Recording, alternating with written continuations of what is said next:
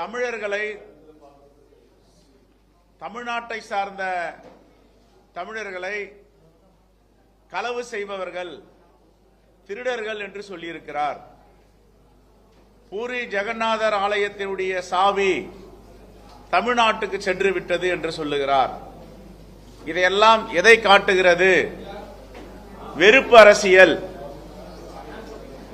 இங்கே தமிழ்நாட்டுக்கு வந்தால் திருக்குறளை பற்றி பேசுவது,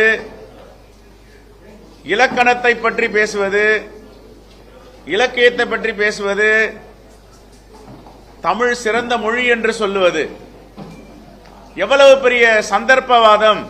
இந்தியாவை பொறுத்தவரை இந்தியாவுடைய பிரதமராக யார் வரணுமோ இந்த நாட்டில் பிறந்திருக்கணும், இந்த மண்ணின் மைந்தரா இருக்கணும். அதான் அரசியலுடைய அடிப்படை அம்சம். தமிழகத்தினுடைய முதலமைச்சராக யார் வரணுமோ அவர் தமிழனாக இருக்கணும், நம்ம ஊர்ல இருக்கணும், மக்களுடைய பண்பை, நாகரிகத்தை, கலாச்சாரத்தை புரிஞ்சிருக்கணும். அதே போல கர்நாடகாவில் யார் வரணுமோ அந்த ஊர்ல இருந்து இருக்கணும், தெலுங்கானாவில் யார் வரணுமோ அந்த ஊர்ல இருக்கணும். இன்னைக்கு ஒரிசாவுடைய பிரச்சனை என்னன்னா, இந்த மண்ணின் மைந்தர் என்பதை அடிப்படையில் மாற்றி பிஜு ஜனதாதள் கட்சி, அங்க இருக்கக்கூடிய முதலமைச்சர் நவீன் பட்நாயக் அவர்கள் 25 ஆண்டுகளா முதலமைச்சரா இருக்கிறாங்க. அவருக்கு 12 ஆண்டுகளாக பிரைவேட் செக்ரட்டரியா இருந்த ஒரு மனிதர் வி கே பாண்டியன் என்பவர், தமிழ்நாட்டை பூர்வீகமாக கொண்டவர். அவர் IAS அதிகாரியாகி பஞ்சாப் கேடர்ல கிடைச்சது. அதன் பிறகு ஒரு ஒரிசா பெண்ணை திருமணம் செய்து அவங்க IAS அதிகாரி கேடர் சேஞ்சில் ஒரிசாக்கு போறாங்க. 12 ஆண்டுகள் நவீன் பட்நாயக் அவங்களுடைய செக்ரட்டரி, பிரைவேட் செக்ரட்டரியா இருக்கிறாங்க. அதன் பிறகு சமீபத்தில் தன்னுடைய IAS பதவியை ராஜினாமா செய்துவிட்டு பிஜு ஜனதாதள் கட்சியில் இணைந்து இன்னைக்கு பிஜு ஜனதாதள் கட்சியினுடைய தேர்தல் பரப்புரை முகமாக இருக்கிறாங்க.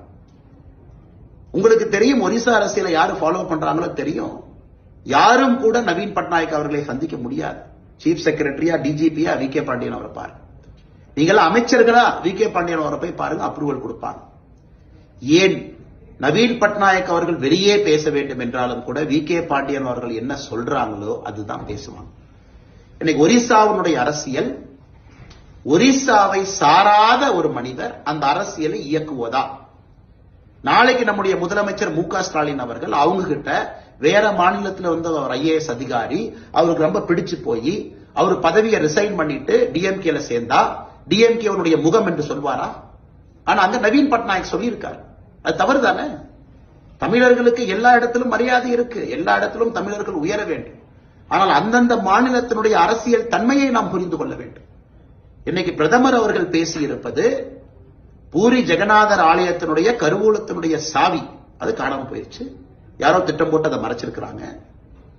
12 ஆண்டுகளாக முதலமைச்சருடைய செக்ரட்டரியா இருக்கக்கூடியவர் வி கே பாண்டியன். அப்ப அந்த சாவி எங்க போச்சு? அதுக்கு ஒரு கமிட்டி எல்லாம் போட்டிருக்காங்க. இன்னைக்கு ஒரிசால பாரதிய ஜனதா கட்சியினுடைய உறுதிமொழி, நாம் அங்கே ஆட்சிக்கு வரும்பொழுது அந்த சாவியை கண்டுபிடித்து திரும்ப கொண்டு வந்து பூரி ஜெகநாதர் அவர்களுக்கு என்ன மரியாதை செய்ய வேண்டுமோ நாம் செய்வோம். அந்த சாவி யார் கண்ட்ரோல்? அங்க முதலமைச்சரே டெக்னிக்கலா வி கே பாண்டியன் அவர் தானே. அந்த சாவி எங்க போயிருக்கு? அந்த சாவி யார் எடுத்து வெளியே கொடுத்திருக்காங்க? நாளைக்கு வேறு மாநிலத்தை சார்ந்த ஒருவர் டிஎம்கேல இணைஞ்சு முதலமைச்சர் அவருக்கு நெருக்கமானா அவரை தமிழகத்தினுடைய முதலமைச்சர் வேட்பாளர் திமுக அறிவிக்குமா?